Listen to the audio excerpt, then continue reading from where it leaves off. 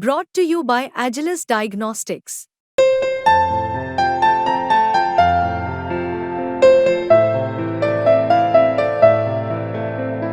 Agilus Diagnostics.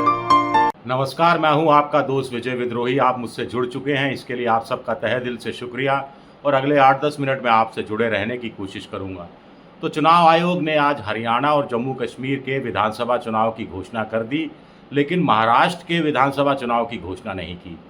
ये क्यों महाराष्ट्र का चुनाव रोका गया है और क्या घोषणा करना आज ज़रूरी नहीं हो गया था, इसकी विवेचना करने की कोशिश करते हैं। सुप्रीम कोर्ट ने आदेश दिया था कि सितंबर के अंत तक जम्मू कश्मीर में चुनाव हो जाने चाहिए, तो चुनाव आयोग को सितंबर के अंत तक चुनाव कराने थे। हालांकि वहाँ 1 अक्टूबर को तीसरे चरण की वोटिंग होगी, 4 अक्टूबर को नतीजा आएगा और चलता है 3-4 दिन ऊपर नीचे। हरियाणा में 3 नवंबर तक नई सरकार का गठन होना है और वहाँ भी चुनाव की घोषणा कर दी गई। वहाँ 1 अक्टूबर को चुनाव होगा, 4 अक्टूबर को वोटिंग होगी, लेकिन मात्र 22-23 दिन ज़्यादा यानी 26 नवंबर को महाराष्ट्र की नई विधानसभा का गठन हो जाना चाहिए 26 नवंबर तक, लेकिन वहाँ का चुनाव टाल दिया गया। जबकि इससे पहले नहीं होता था ऐसा। इससे पहले भी दोनों विधानसभाओं के गठन में करीब 20-22 दिन का फर्क होता था, लेकिन चुनाव एक साथ कराया जाता था, एक साथ घोषणा की जाती थी। ऐसा भी नहीं है कि चुनाव आयोग के पास अर्ध सुरक्षा बल या दूसरे बलों की कमी पड़ जाएगी, क्योंकि पूरे देश भर में जम्मू कश्मीर में तो चुनाव हो ही रहा है, हरियाणा में, और साथ ही साथ एक अतिरिक्त महाराष्ट्र में होना था। झारखंड में चुनाव की तो मांग अभी कोई कर ही नहीं रहा, क्योंकि वहाँ 4 जनवरी अगले साल तक नई विधानसभा का गठन होना है। तो फिर क्यों महाराष्ट्र का चुनाव रोका गया है?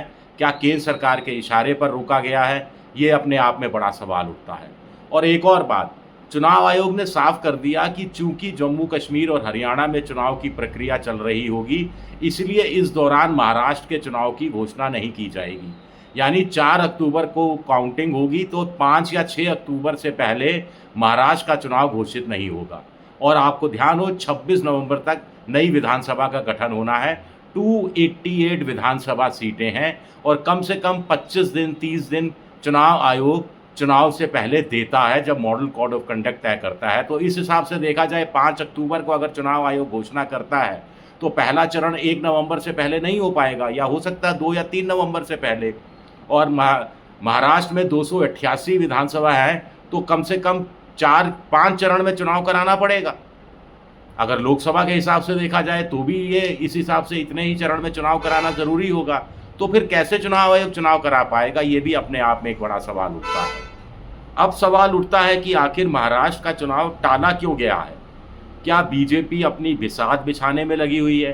क्या बीजेपी अभी तय नहीं कर पा रही है कि शरद पवार के भतीजे अजित पवार को साथ रखना है या नहीं रखना है? या महायुति में टिकटों का बंटवारा नहीं हो पा रहा है कि किसको कितनी सीटों पर चुनाव लड़ना है और कहाँ से चुनाव लड़ना है? या फिर प्रधानमंत्री के कुछ दौरे होने बाकी हैं? एक दिलचस्प बात है कि हरियाणा विधानसभा चुनाव की घोषणा हो गई, लेकिन उससे पहले प्रधानमंत्री के धड़ाधड़ दौरे नहीं हुए। जम्मू कश्मीर के भी दौरे नहीं हुए। ईद पर वो ज़रूर गए थे, लेकिन बड़ी घोषणाएं जैसा प्रधानमंत्री किया करते थे वैसी घोषणाएं इस बार नहीं हुई हैं। एक चीज़ ये।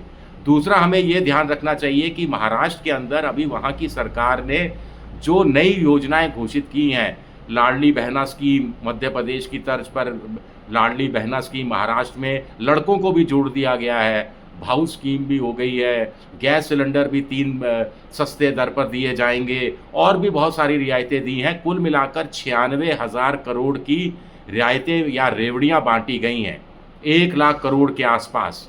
1 लाख करोड़ कम होता है क्या?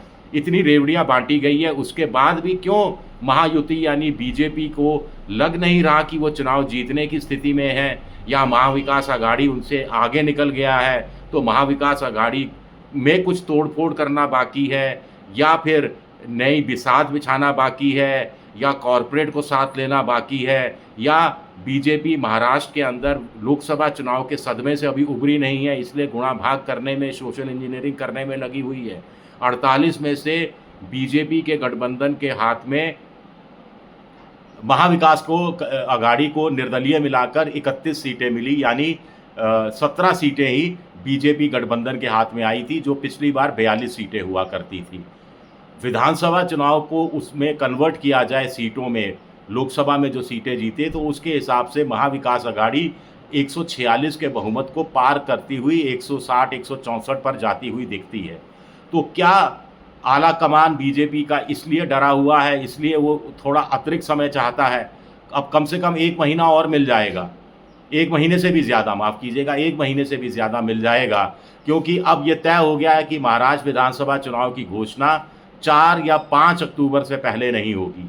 और आज जब मैं बात कर रहा हूँ तो 16 अगस्त है, तो इस हिसाब से 1.5 महीने का वक्त अतिरिक्त मिल गया है महाराष्ट्र में बीजेपी को कुछ खेल करने का, नए सिरे से बिसात बिछाने का, नए सिरे से तोड़फोड़ करने का या ट्रांसफ़र पोस्टिंग करने का, नए तरीके से अपने हिसाब से एडजस्टमेंट करने का, जो चुनावी जीत के लिए सोशल इंजीनियरिंग के हिसाब से हो या फिर दूसरे जो तिगड़मबाजियाँ चुनाव में की जाती हैं उसके हिसाब से हो, वो करना उनके लिए ज़रूरी होगा। ये एक बहुत महत्वपूर्ण सवाल उठता है कि चुनाव आयोग हरियाणा में चुनाव की घोषणा कर देता है 16 अगस्त को, जहां विधानसभा का गठन 3 नवंबर तक होना है।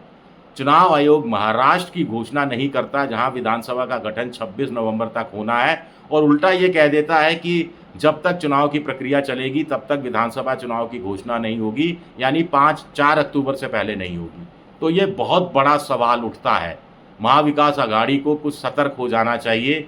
अगर उनको ये आशंका है कि आला कमान बीजेपी का या बीजेपी सरकारी अमला, सरकारी प्रशासन के साथ कुछ खेल करने का अगर नहीं सोच रही है, या अगर सोच भी रही है तो। शुक्रिया मेरा ये वीडियो देखने के लिए। पसंद आए तो लाइक कीजिए, सब्सक्राइब कीजिए, शेयर कीजिए। शुक्रिया, बहुत बहुत शुक्रिया।